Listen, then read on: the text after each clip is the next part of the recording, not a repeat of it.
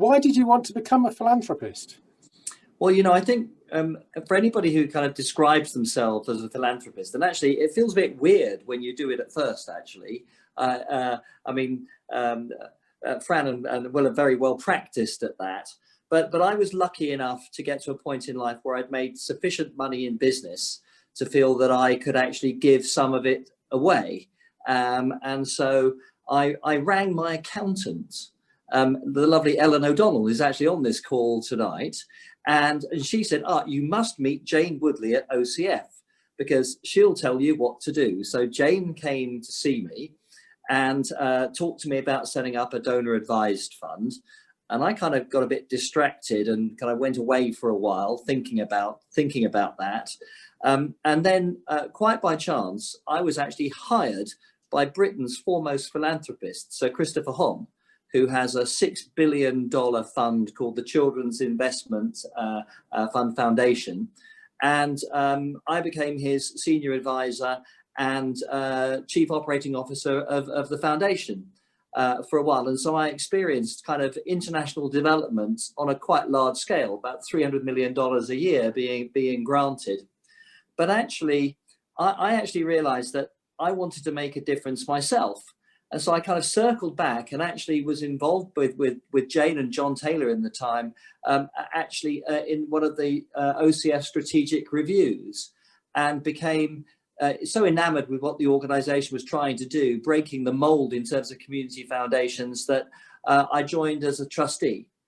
And that coincided with me setting up 2 donor advised funds in OCF. One is called the Daymark Fund, which is my own family foundation that actually focuses in the UK and internationally on early childhood education. And then the second one is in partnership with a great friend of mine, John Nixon, author of Our Common Good, one of the kind of key treatises that's been written on the subject of philanthropy. And John and I have established a venture philanthropy fund and have worked with OCF to identify projects that we think could benefit from scaling and replication. And so we found our way to Growing Minds, funding the incredible work that Susie Donald did, getting Growing Minds up and running. So core funding for OCF to be able to do that. We've worked with Richard Kennell at Sophia, helping them with their growth and development strategy. I've committed to Oxfordshire Online to actually help fund the project manager that you talked about earlier, and working with Neil on funding some underlying research into the root causes of homelessness. And so working together with OCF, we've been able to develop a pipeline of projects that we think can be scaled and taken elsewhere in the UK. And so we're now busy out raising funding and money to be able to take some of those ideas and transplant them elsewhere.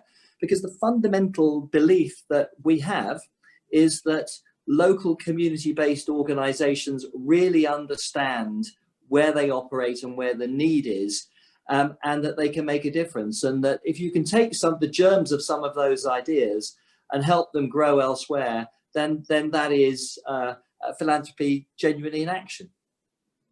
Wonderful, thank you. And I mean, that links really well the kind of international to the local, which Will and Fran also talked about. Can you tell us, I mean, it must have been quite a journey. What have been some of the sort of bumps and some of the highlights along the way? Well, I mean, the first thing is actually finding projects. And when you want to give money away, it's incredibly time consuming, actually, finding where they are. And this is where OCF came in, because as a convener of the sector in Oxfordshire, it is so brilliantly connected. And the needs work that's database that Simon has done really does pinpoint where the need can be greatest, and therefore the leverage on your investment have the greatest return. And so for someone like myself and John, who are wanting to do kind of business philanthropy, social impact investment, working in partnership has been a revelation. But it is a learning process. You can't rush it. And it takes a while, I think, for you to kind of get your cycling proficiency test in the philanthropy world. But once you have it, you feel much more confident about what you're going to invest in the future. Excellent. And what are your kind of plans and ambitions for the future? Well, John and I are out raising some capital at the moment from other philanthropists to kind of get Our Common Good UK to critical mass. We want to raise several £100,000 to be able to go out and make investments to scale the projects that we've been involved in seed funding so far. We have hired a director for Our Common Good, Paddy Radcliffe, who is on the call tonight, because I've gone back to work so I can earn some more money so I can give money away, because the tax breaks for people who are thinking about giving, if there are people who are at that stage of wanting to become a philanthropist, if you're a higher rate taxpayer with gift aid, it's an amazingly leveraged investment. And if you think about getting the benefit on that, you can double or triple your money very quickly in philanthropic return. And so I'm out raising as much money as I can for John, and we're looking for money from others to help Our Common Good grow. Wonderful, thank you. I don't know, have we got questions in the chat box for Paul? Yeah, we've got one question actually, which would be quite an interesting one. Somebody wanted to know, Paul, if you got more satisfaction out of your professional or your philanthropic career. Kate, what a fantastic question. Look, the answer is both. I've always been really blessed with having a fantastic career and enjoying every second of that. And now I give away about a third of everything that I earn. To see the impact that has is enormously satisfying. And, I've sat my family down, especially my kids, and have told them that they need to start to learn to give money away effectively, because I don't intend to leave everything to them. I intend to leave behind a legacy that I hope they will then take on, and they're now getting really interested in that as well. So it's kind of growing and becoming a family enterprise as well as just something individual. But the people that you meet along the way, Kate, who make incredible differences to people's lives, just the kind of people we saw on the video, the ability to actually use money to help them achieve their dreams and ambitions and do a lot of good is just an incredibly satisfying thing. If in later life you're looking for meaning, then philanthropy is a really good route to help you achieve that. Or in earlier life for some people as well. If you're lucky enough, Adrian. Yes, if you're lucky enough. Kate, do we have further questions? Yes, one for Paul again. Could you tell us about some of the experiences that you've had as part of being more involved with the groups that you've supported, so more hands-on experience as well?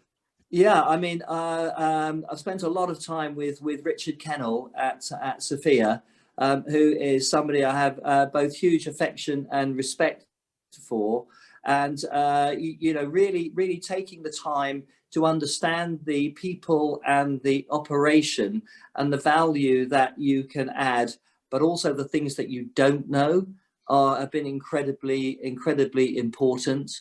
And I think that, getting to the point of not just giving money away to causes that you don't understand, but to give to things where you've developed a real understanding is incredibly important.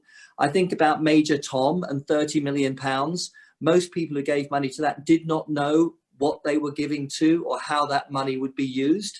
But by working together with founders and really trying to understand what they're trying to achieve, you can have much better line of sight into what's actually being done and how that money is best used. And I think that if you can bring other funders to the party as well, then that's all to the good. And the thing about philanthropy is that philanthropists kind of cluster together.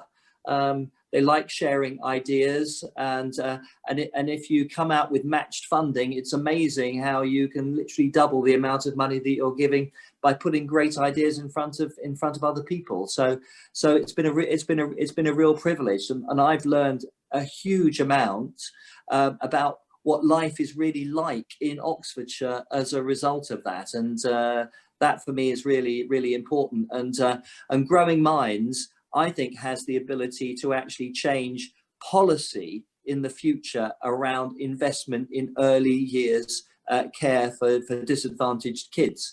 And it's a bit of a shame we didn't hook into Marcus Rashford when we launched Growing Minds, or we'd have many millions of pounds flowing into that. But he recognises that problem through that lived experience, and that's a very powerful stimulus for others.